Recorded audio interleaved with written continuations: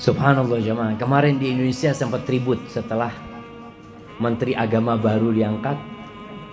Ribut urusan pakaian cingkrang sama cadar buat perempuan. Sampai rame seperti itu. Kenapa sih? Soalnya Ustaz, itu istri-istrinya teroris itu pakai cadar Ustaz. Kemudian orang-orang yang radikal itu cingkrang. Nah, kalau ada yang salah, ada oknum mungkin yang memang salah dalam beragama tidak sesuai dengan sunnah, bukan berarti sunnah Nabi SAW kemudian ditentang dan ditinggalkan, apalagi dibenci. Kata Nabi SAW tadi hadis yang kita bacakan, faman raghiba an sunnati falaysa minni. Barang siapa yang nggak suka, mungkin dia mengamalkan jamaah tapi dia nggak suka, maka bukan dari golongan. Berkaitan dengan cingkrang ini jamaah, mungkin kita mendengar pembahasan para ulama. Antum kalau baca kitab Riyadhus Shalihin karya Imam Nawawi bahas tuh di sana tuh tentang mengangkat pakaian di atas mata kaki.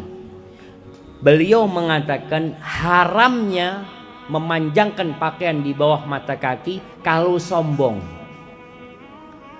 dan makruhnya kalau tanpa sombong. Itu pendapat Imam Nawawi. Artinya hukum yang terendah memanjangkan pakaian di bawah mata kaki itu makruh. Makruh itu artinya dibenci. Ini kalau kita bicara tadi pendapat Imam Nawawi. Sebagian ulama mengharamkan. Mereka mengatakan kalau tanpa sombong itu di neraka saja, tapi kalau plus sombong Allah tidak akan lihat kepada orang itu. Hati-hatinya banyak dalam hal ini. Terus sikap kita gimana sekarang Ustaz? Nah, Umar bin Khattab radhiyallahu anhu jamaah, selesai dia ditusuk, darah itu mengucur dari bawah pusarnya. Umar bin Khattab dikasih minum susu itu, susunya itu keluar. Artinya sudah rusak isi dalam perutnya Umar bin Khattab. Dokternya itu mengatakan, ausi ya Amirul Mukminin, udah engkau wasiat, udah nggak bisa selamatkan lagi. Lagi kondisi beliau di atas sakit seperti itu, ada seorang pemuda yang lewat di hadapan Umar bin Khattab radhiyallahu anhu. Dia bela sungkawa ya, memuji Umar bin Khattab radhiyallahu taala anhu. Kemudian dia pergi. Ketika pergi, dilihat pakaiannya itu menyapu lantai di bawah mata kakinya. Lalu Umar mengatakan, "Rudda alayya syab, rudda alayya syab." Kembalikan anak muda itu. Kembalikan anak muda itu.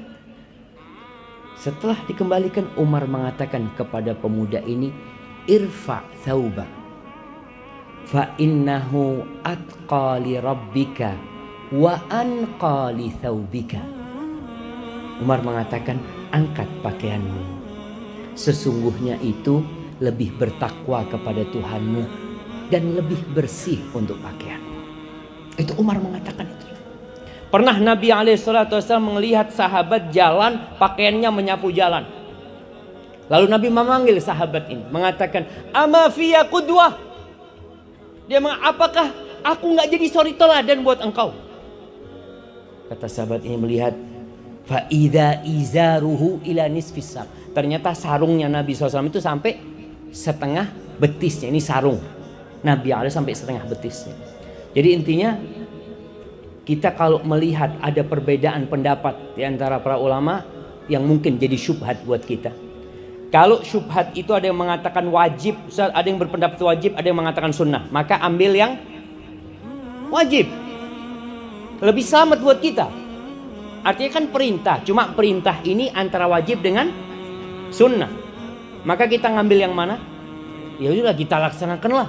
Orang nggak ada ruginya melaksanakan untuk menyelamatkan diri kita. Tapi kalau ternyata hukumnya antara makruh sama haram, Ini ada yang mengatakan makruh, ada yang mengatakan haram Ustaz. Yang lebih selamat yang mana? Tinggalkan. Yang biasanya udah tinggalkan lah, lebih baik daripada ribut-ribut lah. Itu seperti itu. Maka mudah-mudahan itu memotivasi kita.